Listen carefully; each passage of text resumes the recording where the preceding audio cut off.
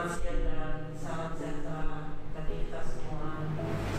Yang saya hormati Bapak Ketua DPRD PGRI Provinsi Jawa Barat, Bapak Dr. Andes Haji R. Kusindar MPD, dan saya hormati Bapak Wakil Ketua DPRD PGRI Provinsi Jawa Barat, Bapak Dr. Andes Haji R. Subandi MPD, dan saya hormati Bapak Ketua DPRD PGRI Kabupaten Bogor, Bapak Uke Sukarna SPD, dan Ibu Dede selaku Bendahara DPRD PGRI Provinsi Jawa Barat. Dan saya banggakan, saya cintai para wakil, para kaprodi, para dewan guru dan staf yang Ibu cintai dan Ibu banggakan di SMK PGRI Dewa Sutino ini. Marilah kita bersama-sama panjatkan puji syukur kehadirat Allah SWT atas ridho dan hidayahnya. Hari ini kita bisa berkumpul di ruang ini dengan acara haji kasih kepala sekolah masa periode 2018-2022, yang insya Allah mudah-mudahan acara ini dimudahkan, dilancarkan, kita diberikan kenikmatan sehat dalam masa pandemi ini. Mudah-mudahan kita semua diberikan perlindungan dan kesehatan oleh Allah SWT. Oleh karena itu, Bapak Ibu sekalian, saya ucapkan selamat datang Bapak Ibu sebagai orang tua kami di yayasan, baik di provinsi maupun kabupaten, yang selama ini dengan penuh kasih sayang memberikan pendampingan kepada kita semua dalam rangka mengembangkan sekolah di SMK PGRI Dewa Sutino yang tidak ada menjadi ada. Ini adalah berkat daripada bimbingan, support, perlindungan dari beliau-beliau yang duduk di yayasan maupun di dalam organisasi PGRI, baik di pusat, provinsi maupun di kabupaten. Saya ucapkan selamat datang, terima kasih Bapak Ibu. Mudah-mudahan kegiatan verifikasi ini adalah salah satu bentuk pertanggungjawaban kami selama kami menjabat di SMK PGRI ini. Kita akan pertanggungjawabkan Bapak Ibu. Oleh karena itu akan kami sampaikan sedikit paparan yang perlu harus kami sampaikan sebagai salah satu bentuk visitasi pembuktian bahwa seperti apa sih di PGRI 2 ini setelah saya menjabat dari 2018 sampai 2022. Lanjut, next. Di SMK PGRI 2 Sutino perlu saya sampaikan bahwa kita ada 3 bidang karya. SMK, Sekolah Menengah Kejuruan, kita punya 3 bidang karya.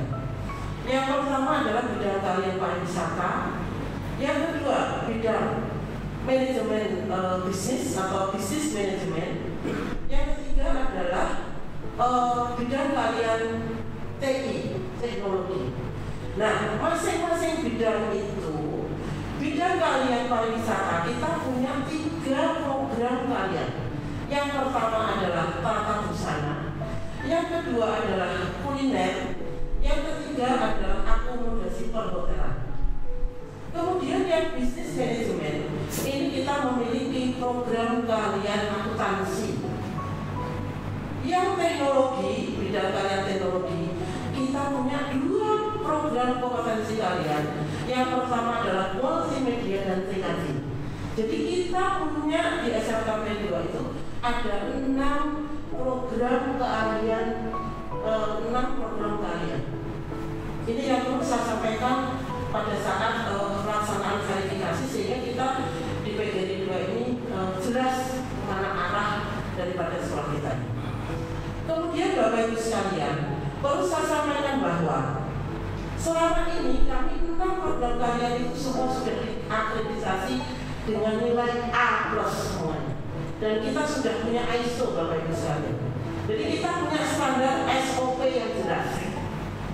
Ini yang perlu harus saya tayangkan di sini. Pak, mana ini? Nah, ini saya tayangkan. Ini adalah bentuk daripada pengakuan akreditasi dari pemerintah, dan kita juga punya ISO. Jadi kita di PGRI 2 itu memang punya standar SOP-nya, kita punya ISO 9001-2015 sampai sekarang Bapak Ibu sekalian. Kemudian dalam kesempatan ini juga akan saya sampaikan apa sih sebenarnya visi, misi, tujuan daripada sekolah ini.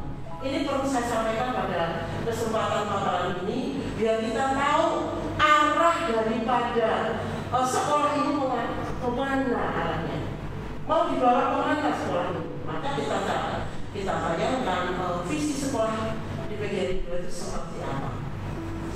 Perlu saya bacakan visi sekolah di SMK PGRI 2 Cibinong: menjadikan SMK PGRI 2 Cibinong sebagai lembaga pendidikan terpercaya yang menghasilkan lulusan yang beriman, bertakwa, beretika, kompetensi dan unggul di bidang pariwisata, akuntansi dan teknologi informasi.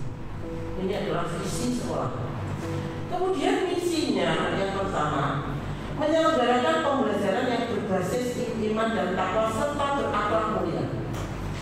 Yang kedua, menyiapkan sarana prasarana, media dan fasilitas pembelajaran yang lengkap, efektif dan efisien. Ketiga, menyiapkan tenaga kependidikan yang profesional sesuai dengan kompetensi kalian. Keempat, mewujudkan suasana pembelajaran yang kondusif, inovasi dan menyenangkan dengan pendekatan pembelajaran yang berbasis IT. Kelima, menyelenggarakan pembelajaran yang berwawasan lingkungan dan budaya, kearifan sosial dan kultur daerah. Keenam, menggunakan model pembelajaran yang menyenangkan dan mengutamakan kebutuhan siswa yang berbasis science approach. Kemudian, mendorong peserta didik berperan aktif dan unggul dalam kejuaraan akademik dan non-akademik baik di tingkat daerah, nasional dan global. Ini kita nanti ada pembuktian. Kemarin anak misalnya kita sampai tingkat nasional, LKS, MM juga tingkat provinsi, kemudian yang kuliner tingkat provinsi. Ini adalah pembuktian yang sudah masuk di misi sekolah kami. Kemudian saya lanjutkan lagi, ini harus kita tahu semuanya. Apa sih tujuan daripada sekolah kita itu mengarah kemana? Tujuannya seperti apa? Nah, tujuannya adalah mempersiapkan peserta didik akan menjadi manusia yang berdisiplin. Harus disiplin, anak-anak kita disiplin Bapak Ibu sekalian. Ya, tepat waktu, produktif dan profesional dalam bidang ilmu pengetahuan, teknologi maupun dalam bidang beriman dan bertakwa sesuai dengan program kalian. Kemudian memberikan keterampilan sesuai dengan program kalian agar mampu berwirausaha secara mandiri. Ini memang harus kita lakukan, memberikan pembelajaran kepada anak untuk menjadi entrepreneur. Yang kemarin kerjasama dengan Pak Rektor, Bu Dede, jadi terima kasih sekali. Ada SPW, kemudian dan seterusnya. Ini memang sekarang kita sudah mulai perintisan ke sana. Kemudian membekali peserta didik dengan ilmu pengetahuan umum, teknologi dan seni agar mampu melanjutkan pendidikan ke jenjang pendidikan yang lebih tinggi. Jadi BMB bekerja, melanjutkan dan berwirausaha.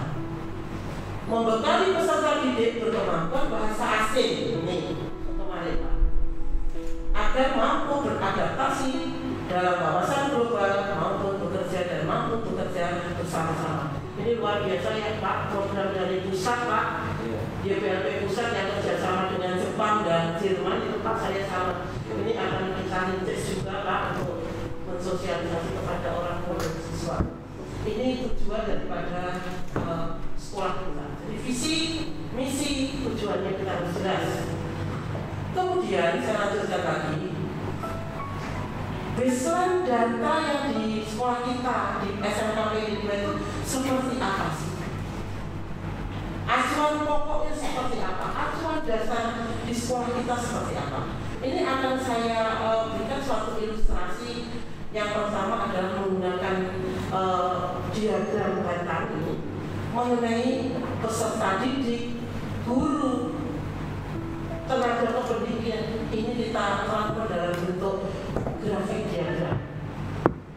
Bapak Ibu sekalian yang saya hormati, kalau melihat daripada baseline data di SMK dari 2000 ini, jumlah siswa per bulan ini berarti bulan Januari ya, itu ada 3016.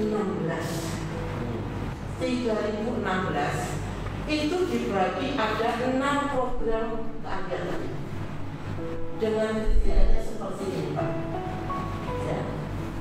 Kemudian jumlah rombelnya ini 77 Pak, 77 rombel. Saya ya ruang belajarnya ada 39 ruang kelas, ditambah workshop kita ada sekitar 10 workshop Pak. Jadi kalau SMK tidak hanya berkolaborasi di luar berbasis kelas, tetapi kita berbasis pembelajaran dengan workshop Pak. Jadi praktek langsung seperti itu. Kemudian jumlah guru ini ada 99. Ini masih kurang juga Pak. Kemudian tenaga kependidikan kita ada 16 orang. Ini kita gambarkan dalam bentuk grafik diagram ini sehingga kita bisa memetakan kekurangannya di titik mana. Di Kabupaten Bogor Pak, untuk SMK PGRI 2 itu ranking kedua jumlah siswa. Yang pertama itu SMK Burses, yang kedua adalah kita. Saya katakan kepada teman-teman, kita nggak boleh sombong. Dengan jumlah siswa banyak, kita harus memberikan layanan yang kompeten.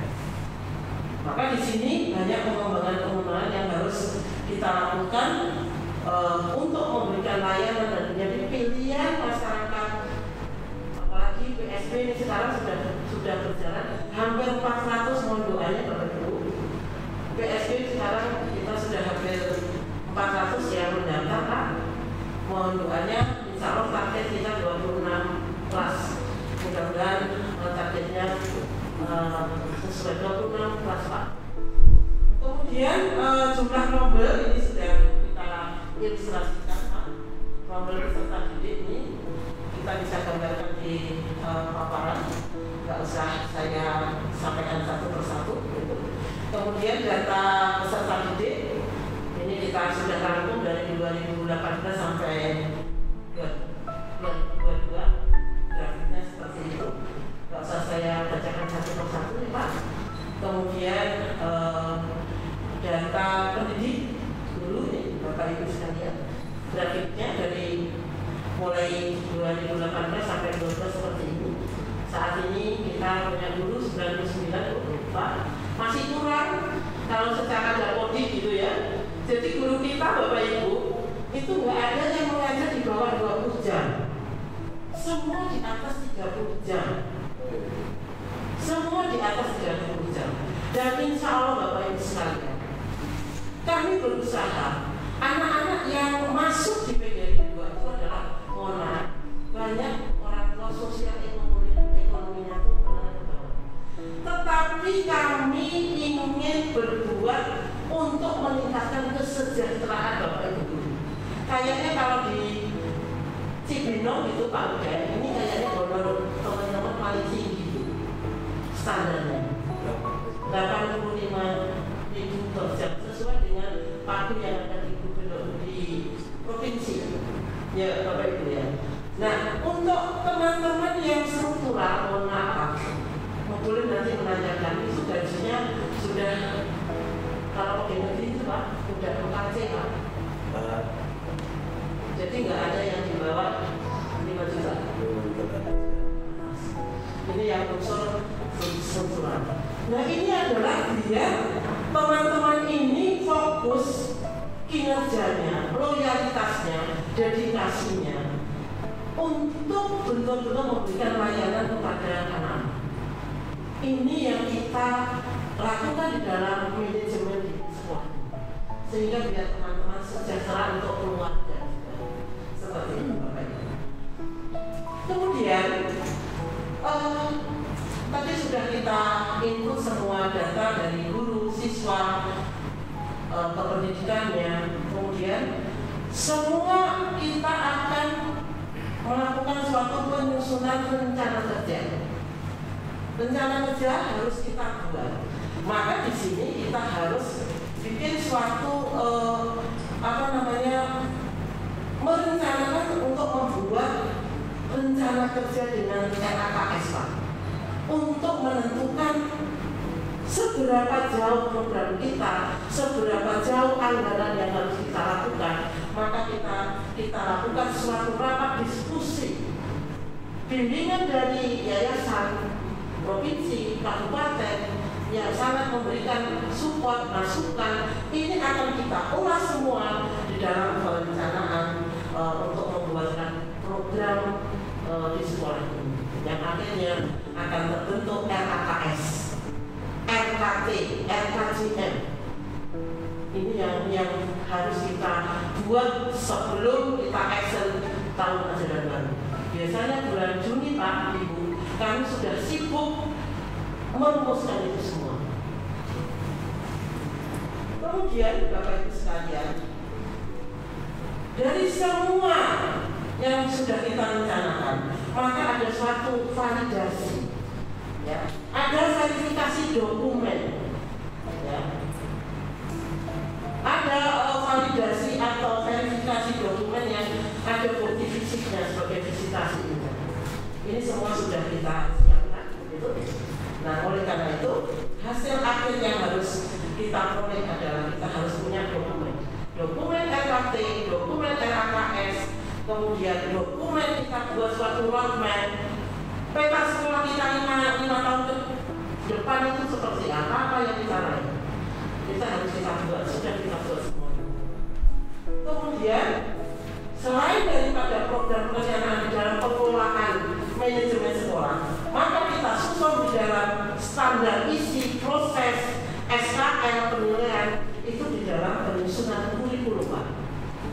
Ini kita rumuskan dengan berbagai aspek dalam bentuk narasumber dengan dinas pendidikan, mungkin dari yayasan kita lakukan IHT in-house training yang akan merumuskan, apalagi di masa pandemi, bagaimana kurikulum seutuhnya apakah bisa kita lakukan dalam masa pandemi. Maka kita buat kurikulum penyesuaian. Apalagi SMK ini adalah produktif, kejuruan, ini harus betul-betul harus kita rumuskan dengan menggunakan berbagai aplikasi yang sifatnya daring seperti itu Bapak Ibu. Maka akan terwujud kurikulum semuanya. Bapak Ibu sekalian yang saya hormati, setelah kita bikin program sudah, kurikulumnya harus kita lakukan, maka kita bagaimana untuk mengembangkan sarana-prasarana dan pemeliharaannya. Ini paling penting, kata kunci untuk memberikan layanan SMK kejuruan produktif. Kalau SMK itu 70 praktek Bapak Ibu sekalian, teori hanya 30%. Jadi kalau SMK hanya teori, jangan buka SMK. Maka mungkin Bapak Ibu kalau berkenan boleh melihat workshop kami. Sekarang anak-anak kuliner lagi sibuk di workshop Pak, membuat produksi, dan nanti Bapak Ibu akan mencicipi hasil karya anak-anak. Ya, ini pembuktian bahwa kita kejuruan harus betul-betul praktek langsung. Maka pengembangan sarana-prasarana itu diperlukan sekali. Nah, yang paling inti Bapak Ibu sekalian pada kesempatan ini, saya berbicara tentang sarana lahan. Pak, dulu sebelum tahun 2018 kita hanya punya 1.500 Pak tanah di depan, 1.500 meter persegi di tanah depan itu. Dan saya pada saat menjadi kepala sekolah, saya diberikan secari kwitansi akta jual beli. Itu kwitansi ibu bapak. Tapi saya berjuang dengan pengurus, dengan bapak ibu sekalian. Kita berupaya sampai saat ini sudah tersertifikasi bapak ibu untuk melegalkan tanah yang dimiliki oleh yayasan.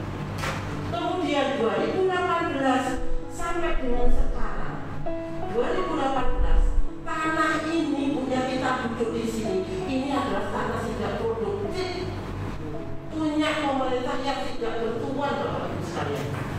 Saksinya nih Pak Haji Adi, beliau adalah orang Ciliwung, tahu persis tanah ini adalah tanah bentuk. Kita berusaha bagaimana pengembangan sekolah dari 1.500 SMK, nggak mungkin penambahan siswa yang semakin meningkat, nggak mungkin 1.500. Maka berupaya untuk bisa pendekatan dengan Pemda dengan cara nyewa itu Bapak Ibu sekalian. Saya 3 tahun menyewa satu tahunnya 63 juta. Bu Dede, Pak Kusina, Pak En, Pak Oke, kalau Pak Oke udah tahu persis lah sepak terjangnya. Nah, maka target 4 tahun harus islah. Maka tahun ini Pak, saya mohon doanya, dukungannya support. Kami sudah jalan islah Pak. Kalau saya islah menggantikan tanah di Ciliwung, saya nggak mampu. Harga pasar tanah di Ciliwung ini sudah kisaran 3,5 sampai 5 juta per meter Pak. Maka saya mencari tanah untuk rislah itu di luar Ciliwung ini, sekitar Ciliwung, harus sesuai dengan harga pasar 2,5 sampai 3 kali lipat tanah ini Bapak Ibu sekalian. Tapi alhamdulillah semua adalah ridho Allah Subhanahu wa taala, dukungan Bapak Ibu sekalian. Ini tinggal proses. Saya mau doanya Bapak Ibu sekalian, sehingga kita di sini punya tanah nanti sekitar 5.500. Kemudian PR saya juga, bagaimana parkir? Kalau anak-anak uring Bapak Ibu, kalau Bapak Ibu pas ke sini, anak-anak hadir semuanya. Anak-anak parkir itu satu harinya bisa 200 motor Bapak Ibu, lebih setiap hari. Maka bagaimana pengembangan itu? Maka kami kemarin beli tanah lagi Pak Uke, udah dari kampus ini Pak ya. Di seberang situ 500 meter persegi, rencananya untuk parkir. Berarti 6.000 kita berupaya untuk aset yang sah yang harus kita urus. Ini PR Pak. Ini dari sisi pengembangan. Belum lagi pengembangan sarana. SMK beda dengan SMA. SMK tanpa alat praktek, tidak ada workshop, jangan buka SMK. Berarti itu sekolah sastra.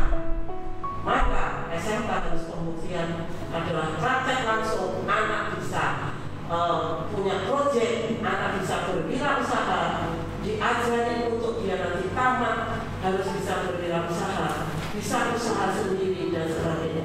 Ini adalah kewajiban kita untuk memberikan pelayanan kepada anak-anak. Maka kita kondisikan programnya harus jelas, sumber daya manusianya, gurunya harus kompeten, programnya yang harus jelas. Ini yang perlu disampaikan di dalam kesempatan ini. Bapak Ibu sekalian yang saya hormati, kemudian Bapak Ibu, dengan adanya pandemi, kami secara dari pembelajaran terus kita berlangsung, kita petakan kalau yang kelompok A, kelompok B seperti apa, kita memberikan sebagai tutorial. Kemudian yang kelompok C karena itu kejuruan, itu harus praktek, juga harus kita dampingi terus Bapak Ibu sekalian. Maka kita menggunakan pendekatan di bidang IT. Ya. Jadi jaringan Bapak Ibu daya kita ini kan sampai 70.000 watts ya, sekarang listrik ya, 70.000 watt ya.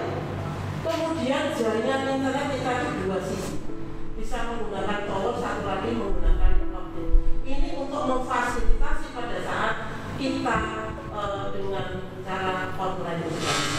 Ini kan harus kita kejar sehingga guru-guru bisa memberikan layanan kepada anak-anak secara optimal kalau terjadi PJJ seperti ini. Ya, jadi evaluasi juga menggunakan online, menggunakan PANS dan seterusnya. Ini sudah kita siapkan semua, kita tampung di server, kemudian penilaiannya juga ini dan sebagainya. Ini semua kita lakukan pada saat PJJ ini. Kita semua menggunakan dari dengan berteknologi semuanya. Ini yang perlu saya sampaikan pada kesempatan ini. Oleh karena itu Bapak Ibu sekalian, sampai kita sudah zoom dengan orang tua, kemudian dengan anak-anak, kita optimalkan dengan wali kelas dan seterusnya dengan guru-guru. Nah, mudah-mudahan Bapak Ibu sekalian, saya memberikan paparan ini adalah salah satu bentuk pertanggungjawaban kami pada masa jabatan saya 2018-22 ini, dan PR ke depan itu masih ada yang strategik yang harus kita kembangkan lagi. Maka perlu pendampingan pemimpin yang berpengalaman. Oleh karena itu kami juga sudah menyiapkan yang nantinya jangan dibebani, tinggal nanti mengembangkan program-program yang belum terselesaikan. Tapi saat ini kita perlu sentuhan strategik yang harus diselesaikan. Ini mungkin tambahan sebelum saya tutup, Bapak Ibu, saya mohon dukungannya, mohon kebijakannya. Insya Allah kami akan mendampingi regenerasi ini biar sampai kapanpun. PGRI 2 ini adalah salah satu bentuk sekolah perjuangan dari nol, benar-benar nol. Sampai seperti ini, jangan melihat seperti ini sekarang. Sehingga sampai kapanpun sekolah ini harus maju jaya terus menerus, siapapun pimpinan. Ini harapan kami, jangan sampai terjadi konflik, jangan terjadi hal-hal yang tidak bagus, sehingga kami memberikan pembelajaran kepada anak-anak kami ini. Saya anggap anak-anak kami semua, Bapak Ibu sekalian, harus betul-betul kompak timnya, harus betul-betul ada gotong royong, harus ada silaturahmi. Tidak ada yang namanya konflik sodok sini sodok itu, tidak boleh. Karena ini adalah salah satu bentuk perjuangan bahwa sekolah ini atas ridho Allah SWT. Kalau kita ikhlas, insya Allah sekolah ini jadi bagus sampai kapanpun. Ini yang perlu saya sampaikan Bapak Ibu sekalian. Mohon maaf apabila mungkin ada kata-kata yang kurang berkenan, tapi ini adalah salah satu bentuk ketulusan dari kami selama ini. Saya mengolah atau mempertanggungjawabkan, diberikan tanggung jawab secara amanah ini dengan teman-teman kami semuanya. Semoga Allah ridho, Bapak Ibu juga memberikan support kami. Semata-mata adalah dalam bentuk perjuangan dan pengembangan sekolah PGRI 2 itu sampai kapanpun menjadi sekolah pilihan masyarakat. Ini yang perlu saya sampaikan. Sekali lagi terima kasih dan permohonan maaf. Assalamualaikum warahmatullahi wabarakatuh.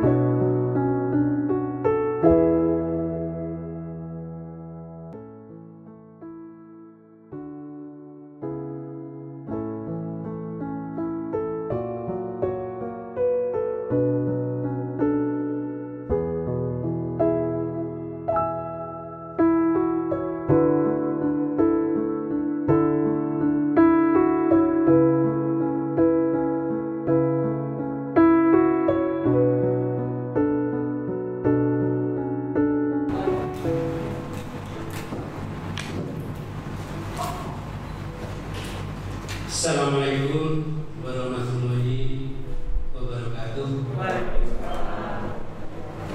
Alhamdulillah wasbillah la haula wala quwwata illa billah. Yang saya hormati saudara Ketua Perwakilan DPRP Negeri Jawa Barat Pak Haji Kusida, yang saya hormati Wakil Ketua PN dan Ibu Delis yang saya hormati, Ibu Kepala Sekolah yang saya hormati dan kebanggaan, dan Bapak Ibu yang saya hormati dan kebanggaan. Untuk mengawali pengantar ini, mari kita sama-sama menyanyikan puji syukur kehadirat Allah SWT. Alhamdulillah di pagi hari ini kita masih diberikan nikmat, ya, terutama nikmat iman kita, nikmat Islam, dan nikmat kesehatan. Alhamdulillah dengan nikmat sehat kita hari ini bisa berkumpul dalam rangka melakukan program yayasan. Bapak Ibu semati, yang pertama tentunya dari kami perwakilan DPRD Kabupaten Bogor mengucapkan selamat datang kepada sekolah Jawa Barat, khususnya di Kabupaten Bogor di SMK. Semoga Bapak berkenan dan insya Allah Bapak tetap sehat, berhubungan bisa melaksanakan tugas dengan baik dan bisa kembali setelah selesai berkas selamat. Itu yang penting. Bapak yang hormati, kaitan dengan hal ini kami akan mencoba menyampaikan pertama kondisi atau potensi persekolahan PGRI di Kabupaten Bogor. Jadi kalau di tingkat TK itu masih tetap 6, Pak, masih 6. Kemarin juga ada PAUD 6 baru proses, ya. Kemudian SD tidak ada.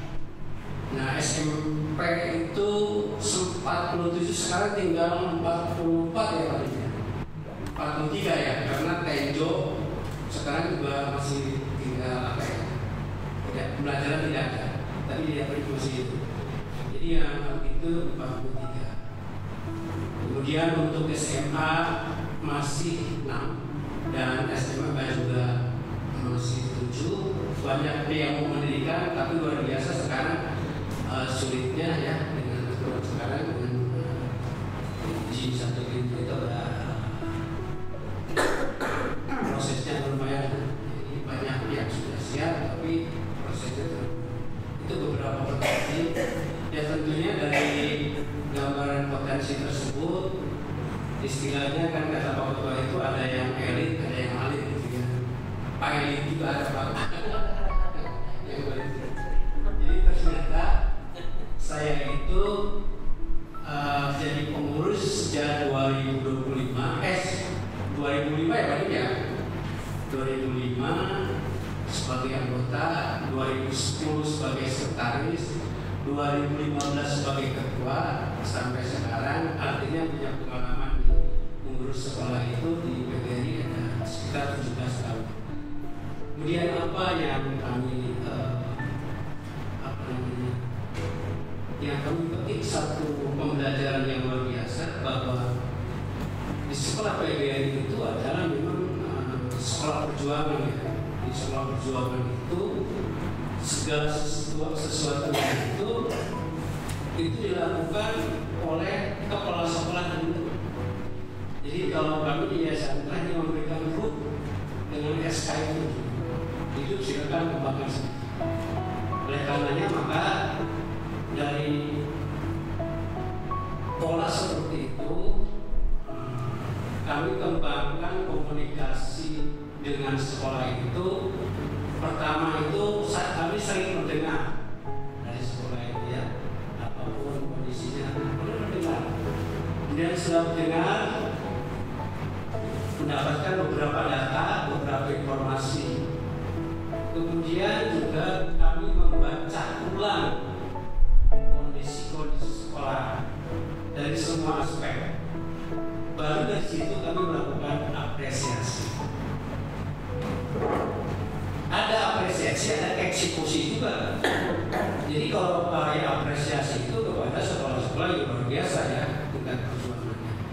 Tapi yang eksekusi itu, ya itu tadi yang memang selalu bermasalah, kemudian tidak meningkatkan, kita harus eksekusi. Jadi itulah yang kami kembangkan komunikasinya, karena perjuangan di sekolah PGRI tadi saya katakan luar biasa kepala sekolah, kemudian bersamaan gurunya, maka dibutuhkan itu dari kami itu waktu itu membentuk 3 standar. Yang pertama kami lihat tentang kompetensi. Yang kedua adalah leadernya. Yang ketiga adalah integritas. Dan yang paling penting adalah satu lagi loyalitas. Jadi sebetulnya loyalitas itu masuk di dalam integritas atau itu sebenarnya 3 hal itulah sehingga sekolah-sekolah itu yang punya ya memiliki 3 hal tadi, insya Allah sekolahnya akan berkembang. Karena tidak bisa mengandalkan kompetensi aja, kalau integritasnya benar juga tidak mungkin maju. Kemudian leadernya juga rendah, kepemimpinannya rendah itu tidak akan maju juga. Karena leader itu membutuhkan satu keberanian untuk mengeksekusi apapun kebijakannya. Itu yang paling penting. Nah oleh karena itu maka hal ini kami kembangkan kepada sekolah, diberikan kebebasan untuk silakan sekolah untuk berkembang. Nah terjadi ada yang alit, ada yang elit ya tadi mungkin integritasnya rendah, kompetensinya juga tidak ada dan sebagainya, termasuk ya tadi leadership, sehingga yang ada atuda. Ya kalimatnya atuda, jadi kalau jadi tidak akan maju ya. Tapi luar biasa alhamdulillah SMK PGRI 2 Cibinong ini ya 3 yang standar itu wewenang ini integritasnya bagus, loyalitasnya bagus, ya kompetensinya juga ada, leadernya juga ada. Nah, saya yakin dengan kekeluargaan di SMK 2 ini proses kaderisasinya insya Allah akan bagus.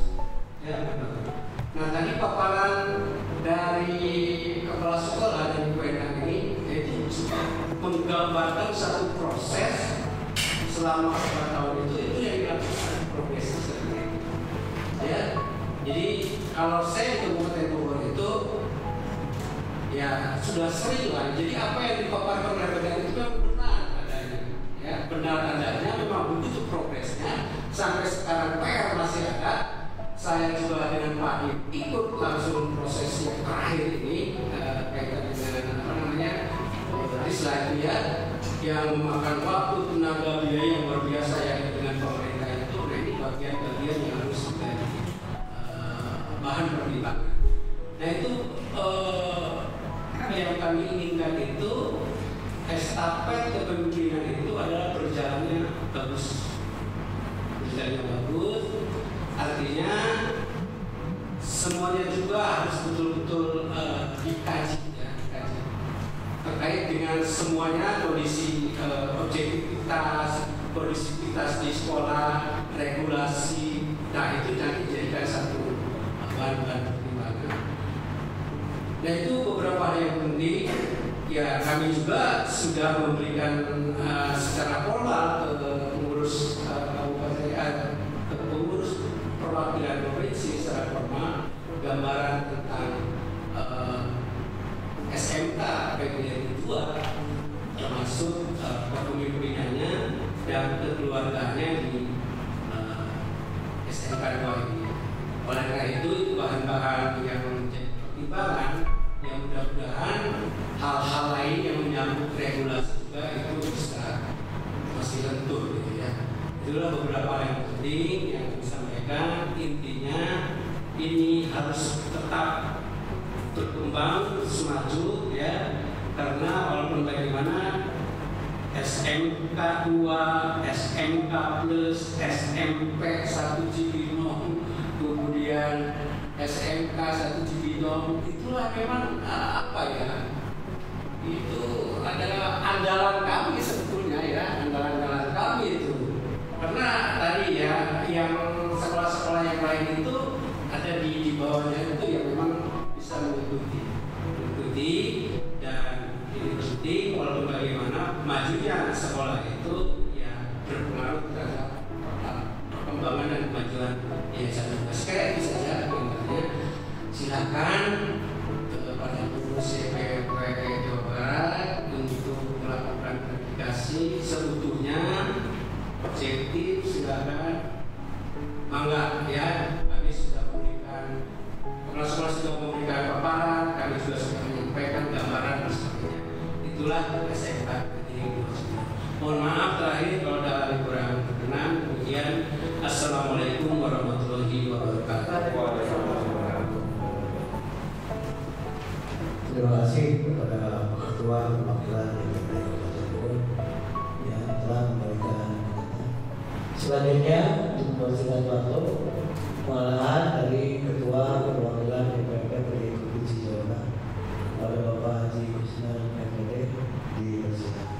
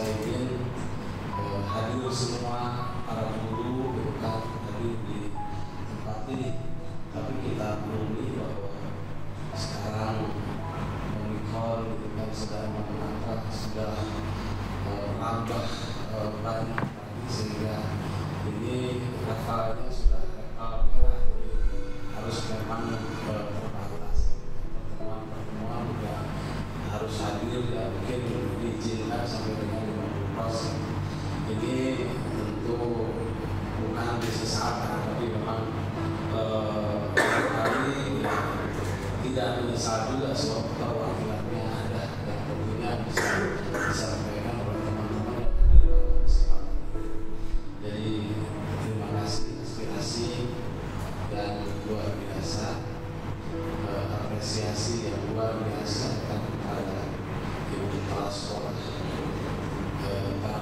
sekolah, para wakil kepala sekolah, para ketua KONI dan para pendidik.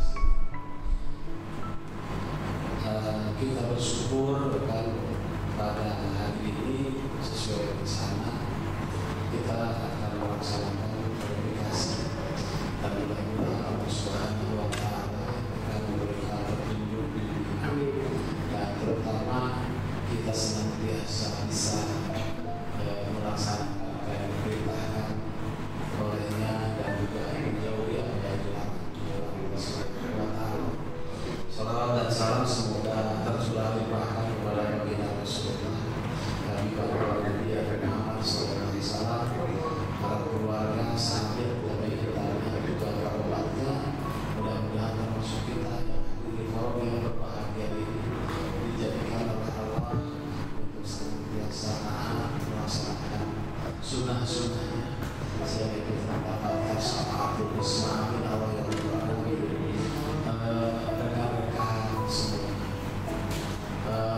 Kita ini melaksanakan verifikasi ini bukan keras, jadi dasarnya adalah dari ART, terutama ART adalah mengatakan pasal 15 publik bahwa sekolah yang berakhir pasal habis pasal periodenya harus diverifikasi. Verifikasinya apa saja? Verifikasinya berkisar verifikasi sekolah dan kekayaan sekolah. Cuman kita tambahkan termasuk juga proses pembelajaran, administrasi pembelajaran kita cek itu karena kita tahu bahwa untuk meningkatkan untuk pendidikan itu berawal dari proses pembelajaran. Jadi orang berbohong atau bohong ngomongnya. Kalau ingin meningkatkan mutu pendidikan, tapi proses pembelajarannya, desain pembelajarannya tidak ditata dengan sebaik-baiknya. Ini sebab kunci utamanya itu di proses pembelajaran. Tentunya Bapak dan Ibu sekalian, kalau membangun proses pembelajaran bukan satu-satunya ada di tanggung, tapi ada media lain juga yang mempengaruhi guru untuk pelaksanaan guru dalam membangun komunikasi. Ini kira-kira tadi intinya sudah disampaikan oleh Ibu Kepala bahwa sekolah ini ya dibangun begitu hebat pembelajarannya, dan kita tahu bahwa SMK ini kan sebenarnya vokasional kan, mengutamakan adalah skill keterampilan. Jadi sejauh mana nanti kualitas yang dihasilkan oleh sekolah kita ini, outputnya dia bisa bekerja atau dia bisa menciptakan dunia kerja. Itu kan begitu intinya. Jadi berbasisnya ke orientasi kemandirian seorang siswa dari output di sini.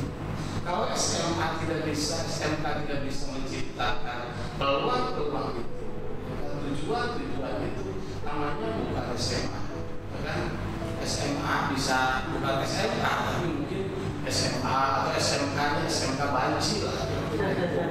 Itu makanya kalau 70%, 30% itu benar, tapi tentunya juga di samping itu SMK itu tidak menuntut misalnya hanya bekerja, tapi untuk melanjutkan juga.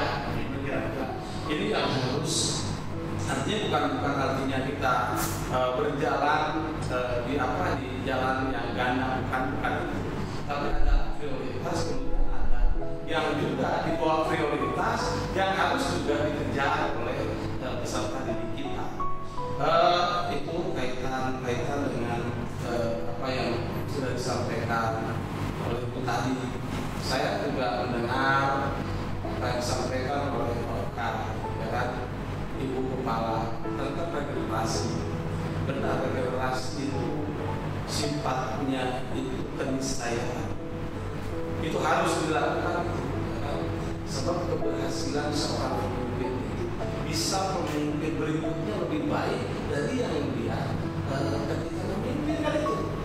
Kuncinya di situ ya kan, bukan misalnya ketika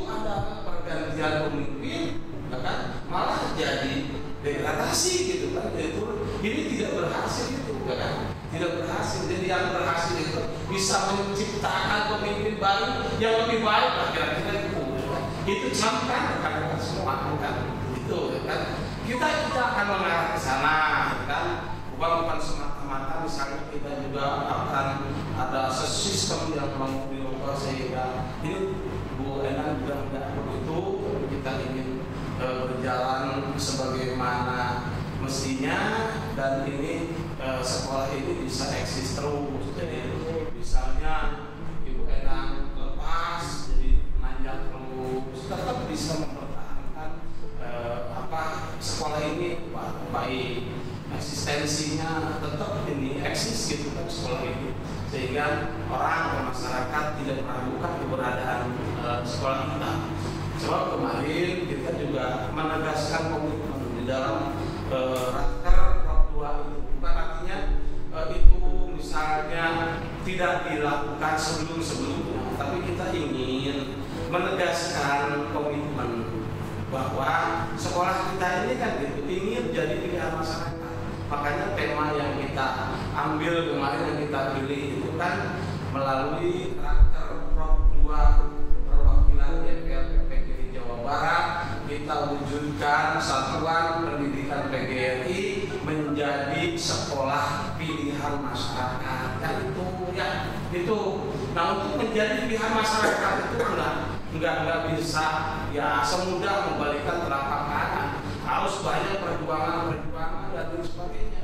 Sebab tadi dikatakan oleh Pak sekolah PGRI itu beda dengan yayasan lain.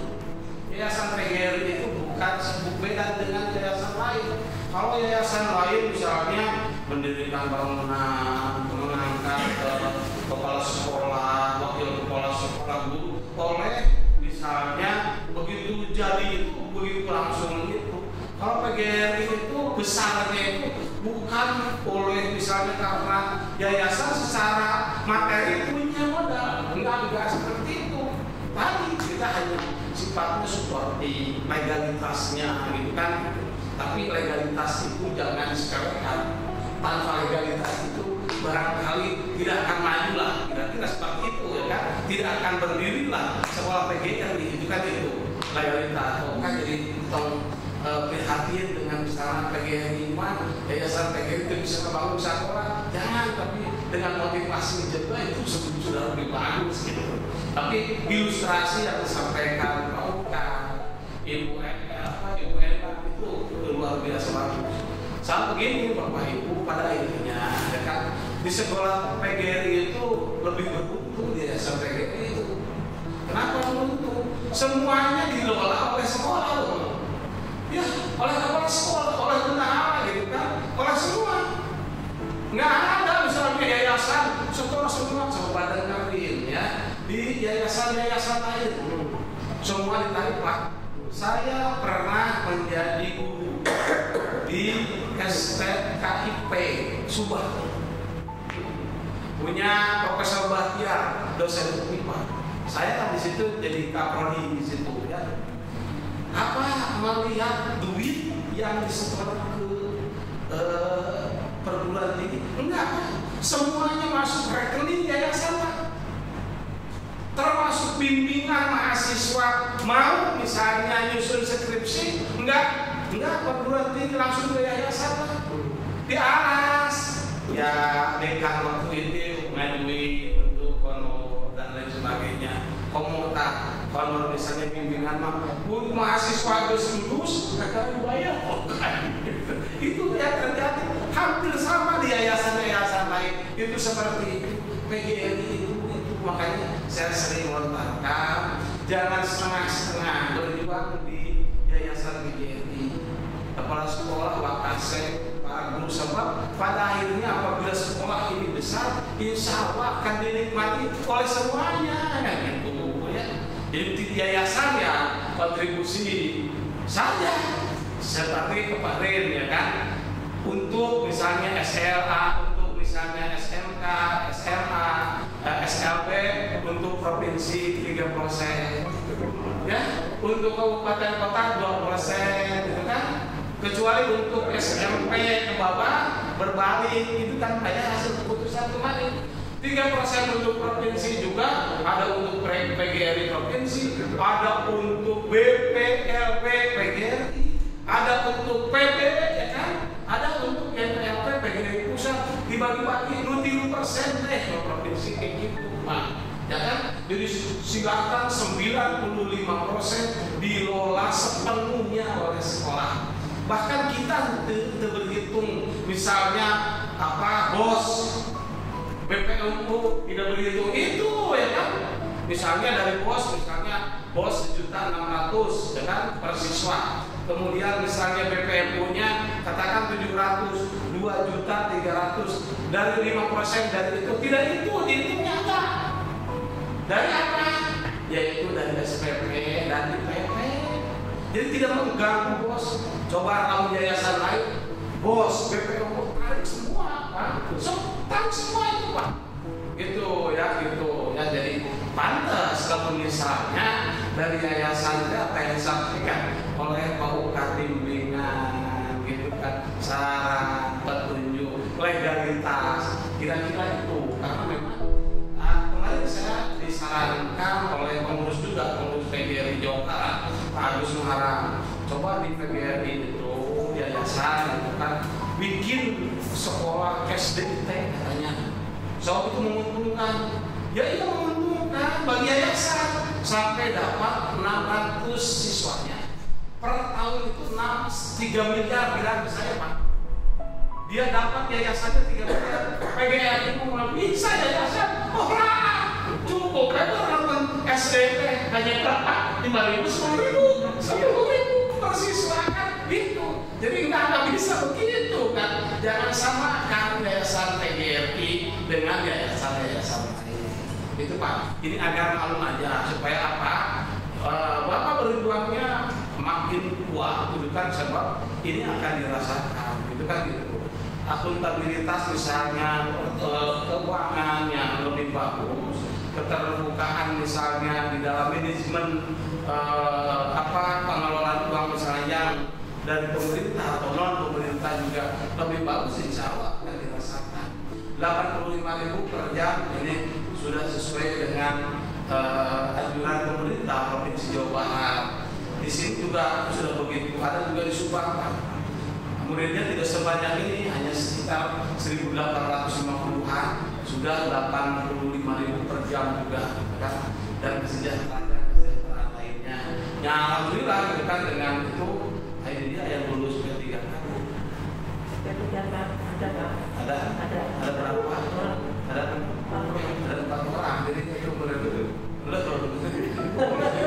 ini SMK PGRI 16 yang lulus 16. Aduh, jadi nggak bisa PGRI meronjakan gitu kan, mau agar ditempatkan di sekolah asal nggak bisa. Formasinya itu sudah ditentuin oleh dia sendiri, sudah pilih kan gitu ya, sesuai dengan formasi yang ada kan gitu. Kedepannya tidak tahu, kita PGRI memperjuangkannya ke depan supaya sekolah swasta juga tetap eksis, tetap hidup kan gitu. Itu rekan-rekan semua. Kemudian kalau kita progresnya ini mah awal aja verifikasi.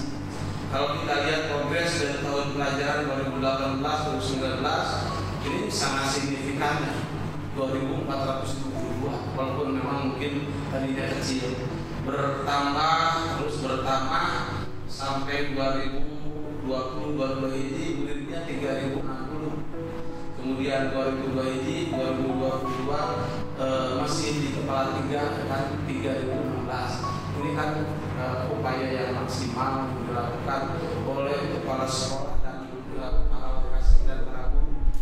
Ini sudah ada, artinya soliditas ya kan, kemudian sudah ada sinkronisasi, kolaborasi sehingga bisa menciptakan ini. Jadi saya apresiasi ya kan, sehingga ini bisa tetap bagus ya. Kemudian rekan-rekan semua, kami kesini itu kan verifikasi. Namanya verifikasi itu sebenarnya mencocokkan, membandingkan. Jadi kita ingin melihat, ingin membandingkan. Kalau membandingkan ada yang dibandingkannya, gitu kan, kondisi faktual, ya kan, dengan kondisi ideal yang diharapkan kan itu kan. Nah, kondisi faktualnya seperti ini, kemudian kondisi idealnya yang mengacu kepada standar nasional pendidikan yang 8 standar itu kan itu. Kita ingin membandingkan itu, kita ingin memotret kondisi real yang ada di SMK ini kan gitu. Ingin mencocokkan juga sudah sejauh mana. Boleh jadi kalau akreditasi A-nya gemuk, ya A+, ya kan gitu. Tapi tidak tahu hasil verifikasi kan gitu. Nanti dari sisi keuangan kan akan detail, kemudian dari PN tentang kesiswaan kurikulum, termasuk juga yang ada di dalamnya kegiatan-kegiatan baik kurikuler maupun ekstrakurikuler. Ini yang akan dilakukan PN. Saya hanya ingin ngobrol saja dengan Bu Endang dan nanti beberapa semua Pak Kasek ingin juga saya ngobrol, termasuk dengan Bu Kai dan Pak Adil. Itu aja kan yang ingin kita lakukan. Jadi kami kesini ya kan ya, bukan ingin mencari kesalahan, ya gitu. Bukan ingin mencari siapa yang salah, bukan. Tapi paling tidak kita ingin apanya yang salah. Jadinya kalau apanya yang salah kan beda. Objeknya ini maka kita harus perbaiki ke depan. Kalau mencari-cari kesalahan, wah ini itu emang salah ini. Nah, nggak begitu kita kan. Jadi kita fair aja bahwa sini tadi kan verifikasi itu tujuannya seperti itu. Ke rekan semua, soliditas yang memang di sini kelihatan kompak ini agar dibangun terus sehingga sekolah ini lebih baik lagi ke depan. Nah, dengan verifikasi ini tentu kita punya hasil nanti. Kita punya hasil. Jadi starting point-nya nanti ke depan itu hasil dari verifikasi ini. Kalau misalnya artinya kita yang baru itu bukan orangnya baru atau misalnya apa, bukan ya. Ketika misalnya periode sesi ini habis ya kan per 31 Maret 2022, 1 April ke sana itu sudah punya alat kontrolnya yang akan dilaksanakan oleh yang baru nanti, kira-kira seperti itu ya kan. Jadi sudah jelas lah apa yang belum, program yang belum selesai ini dan tentu juga yang disampaikan oleh Bu Endang kepala sekolah tadi, apa yang sangat strategis ya, yang belum bisa digarap dan akan digarap dalam tempo yang sesingkat-singkatnya. Begitu kira-kira kan, mudah-mudahan bisa terwujud ini, termasuk juga tanah yang ini udah diislah, bukan beli proses ya, timnya sudah dibuat, halus. Jadi saya sarankan waktu kesini buatin, jadi jangan Ibu Endang seselong-selongan, itu jangan itu pemimpin yang kurang bagus itu ya kan, tapi bentuk tim nanti laporannya ke Bu Endang sebagai kepala sekolah kan itu. Supaya apa? Supaya memang menghindari ini misalnya sangka yang kurang ya kan gitu, negatif thinking dari yang lainnya. Kalau misalnya digarap oleh kepala sekolah sendiri, saya khawatir gitu kan nanti ada gitu kan ketika laporan keuangan begitu, padahal kan prosesnya juga bertele-tele panjang dan memerlukan waktu proses yang cukup panjang kan gitu. Ini menghindari itu maka dibentuk tim lah itu kira-kira, sehingga tim ini bisa melaporkannya secara berkala. Nah ini hal yang memang ingin kita sampaikan pada kesempatan ini, dan tentunya Bapak dan Ibu juga tetap solid, juga tetap membaktikan diri untuk membangun pembelajaran yang lebih baik. Kemudian juga rekan-rekan semua, kaitan dengan COVID sekarang ya, COVID-19 yang sudah berubah wujud kan, varian baru ya kan, Omikron gitu ya. Kita jangan terlalu takut Pak ya. Jangan terlalu takut ini hanya kepada Allah saja. Kita hanya harus siaga saja, usaha saja gitu kan, ikhtiar saja. Jadi jangan berlebih-lebihan. Kalau berlebihan kita bisa sakit malah, kan? Anak juga begitu. Nah, sekarang misalnya anak kembali virtual, kan virtual, melalui webinar dan lain sebagainya, melalui Zoom misalnya, Zoom pembelajaran, kan? Itu lakukan dengan sebaik-baiknya, Pak. Kalau kita memaksakan diri misalnya untuk masuk saja, kalau ada sesuatu yang tidak diinginkan oleh kita, pasti siapa yang bertanggung jawab? Nanti kepala sekolah, termasuk kita semua juga akan kena. Tidak mengindahkan misalnya anjuran-anjuran pemerintah, kan itu.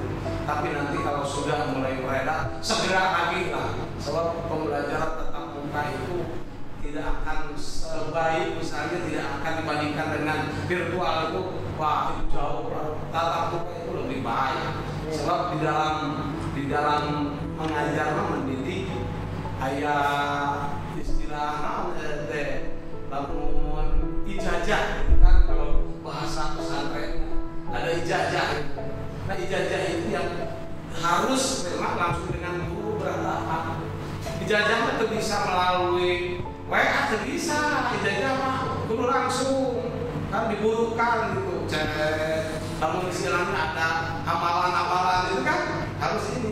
Nah, pembelajaran itu jadi bapak mengajar ke siswa, memberikan ijazah ilmu yang Bapak kuasai, kira-kira itu. Ini yang makna dalam sebuah pembelajaran. Untuk modern saya berpikir, nah itu aja gitu. Ijazah ini penting dan harus dilakukan oleh guru dan bisa oleh sembarang orang, kan gitu. Ini kira-kira rekan-rekan semua kaitan dengan COVID. Jadi apa yang memang keputusan pemerintah ya kita ikuti, tapi begitu longgar langsung lagi dengan tentunya karena new normal tadi ya kan, harus menggunakan misalnya kebiasaan baru, bukan seperti dulu pakai masker, cuci tangan, kan jaga jarak, itu penting buat kita semua. Ini hal-hal yang memang harus dilakukan ketika kita mau melaksanakan pembelajaran. Terus juga terakhir barangkali rekan-rekan semua, saya harus sampaikan, walaupun mungkin sudah saya sampaikan, tapi takut lupa. Ini kan komitmen organisasi PGRI.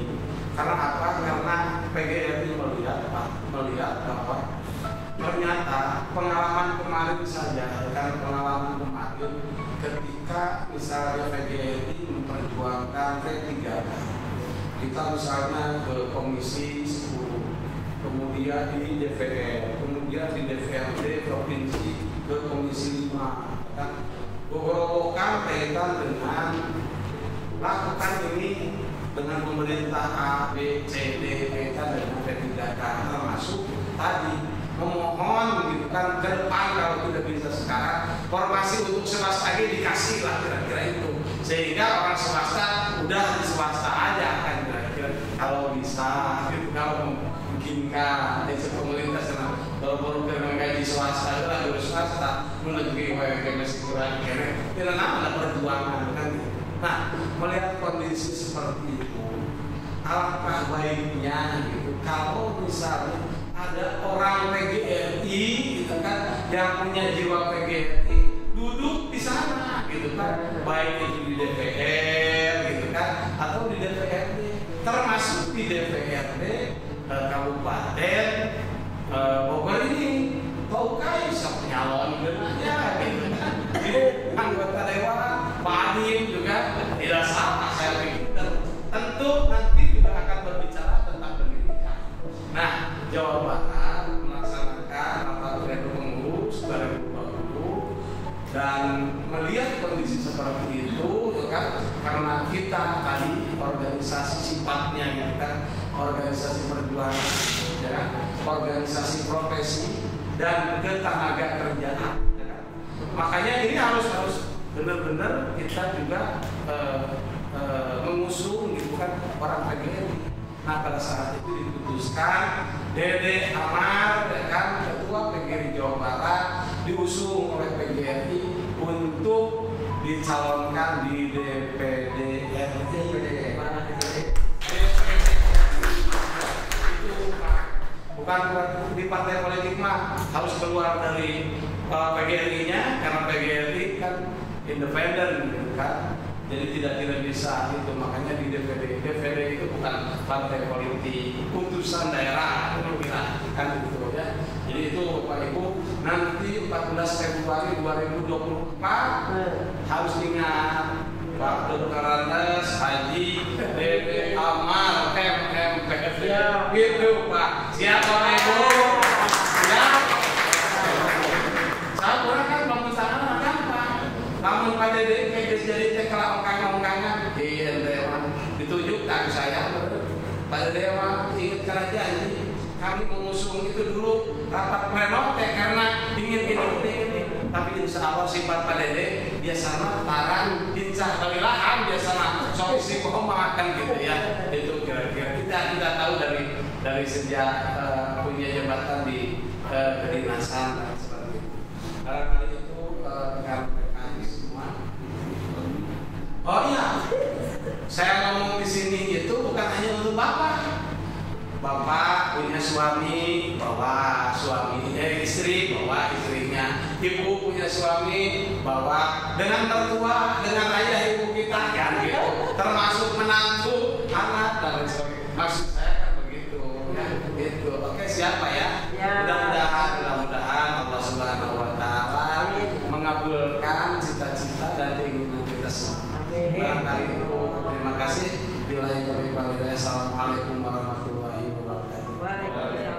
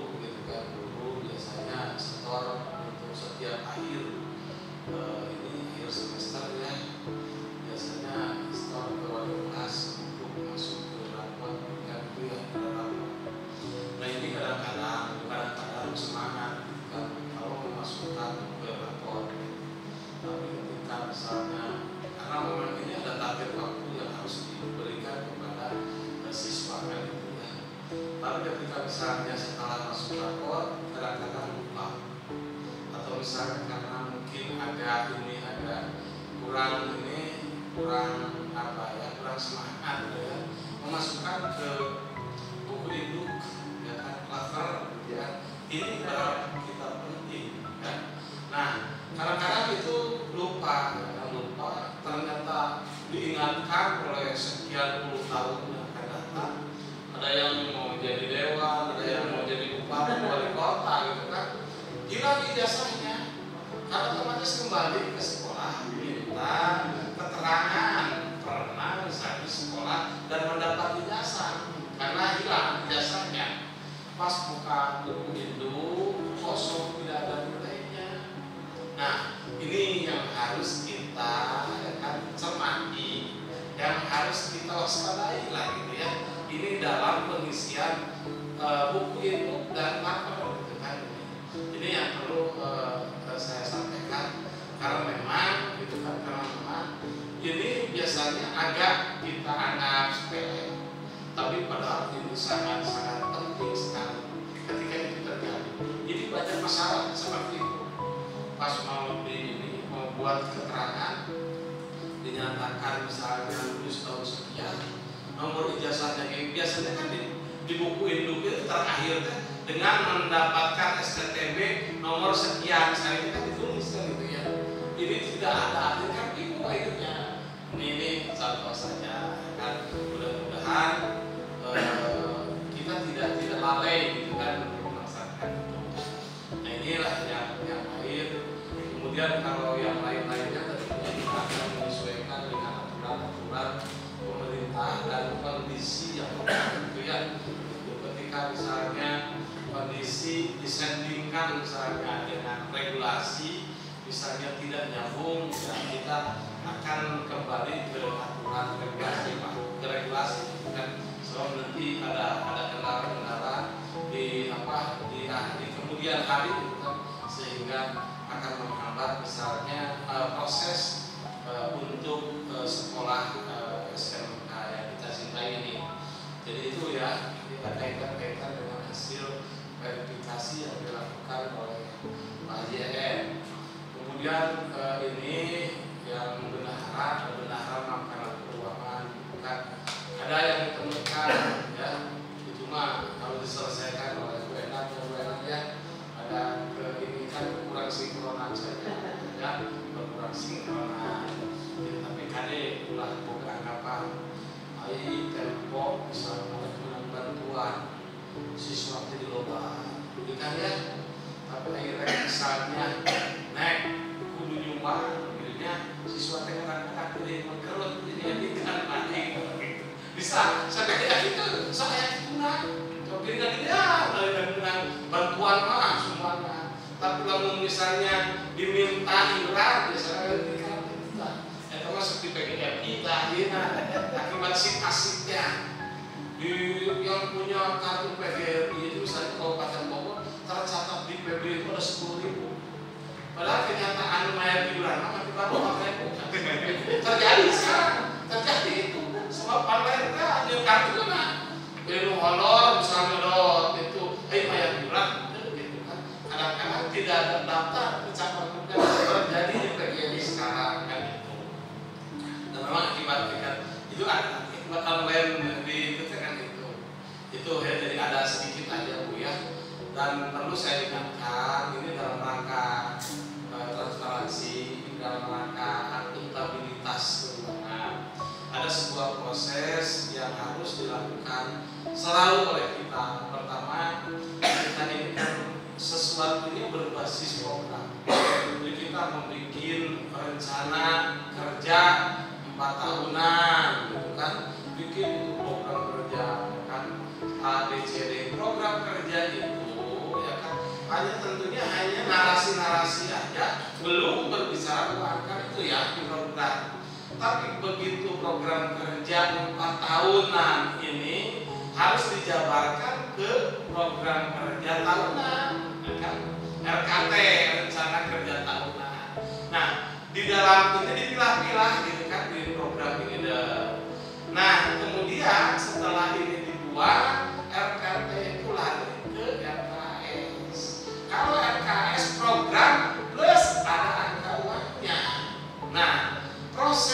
pembuatan RKAS itu dibuat awalnya tahap pertama oleh kepala sekolah. Dia bikin konsep.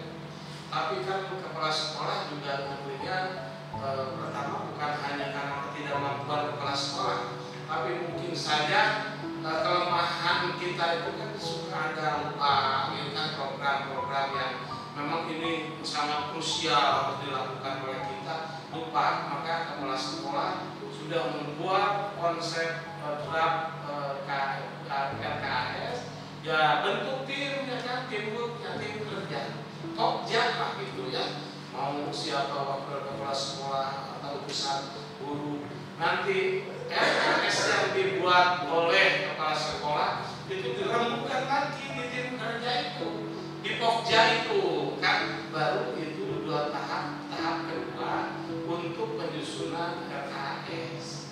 Ini juga katakan belum cukup hanya tim kerja kerja karena belum misalnya secara keseluruhan, atau mungkin aja ada yang kurang gitu kan, atau misalnya yang perlu ditambahkan atau dikurangi karena misalnya karena kondisional kurang kemungkinan, maka bentuklah RKAS yang sudah tahap kedua itu, tahap berikutnya tahap ketiga dengan semua guru. Nah, ya kan, jadi bukan hanya tadi hanya Pokja aja atau beberapa orang, tapi sekarang semua guru disampaikan ini loh RKAS kita untuk tahun berikutnya, mungkin ada yang kurang cocok gitu kan, mau dikurangi, mau ditambah apa, misalnya ditambah alasan ditambah atau misalnya dikurangi seperti itu kan.